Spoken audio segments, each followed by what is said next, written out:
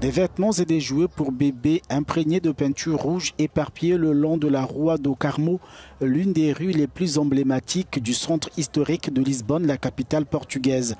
L'action initiée à l'occasion de la Journée internationale de l'enfant vise à alerter sur la situation des milliers d'enfants victimes innocentes de la guerre entre le Hamas et Israël à Gaza.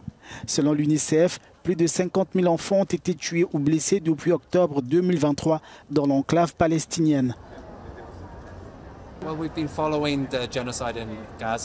Nous suivons le génocide à Gaza, notamment depuis le 7 octobre, mais aussi la situation en Palestine depuis des décennies. Et la situation ne cesse d'empirer. Maëve a assisté à de nombreuses manifestations et elle comprend ce qui se passe, autant qu'un enfant de 5 ans peut le faire. Nous voulons faire ce que nous pouvons, même si nos efforts sont très limités. Elle a fait don de vêtements pour participer à cette action.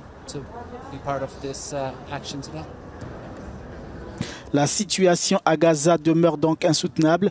Les populations vivant entre privation de nourriture et bombardement de l'armée israélienne. Face au chaos, des appels en faveur de la paix se multiplient.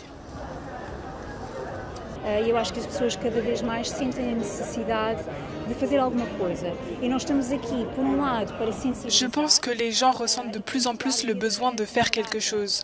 Nous sommes ici pour sensibiliser l'opinion publique et bien sûr, la journée des enfants est une date au cours de laquelle nous ne pouvons pas oublier les souffrances, les profondes souffrances des enfants de Gaza.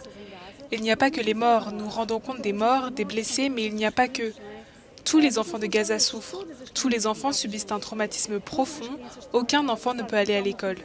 Célébrer la Journée internationale de l'enfant sans rappeler cette souffrance serait donc une erreur.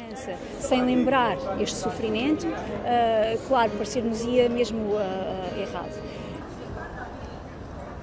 Des cris de cœur qui peinent encore à toucher les protagonistes de la crise.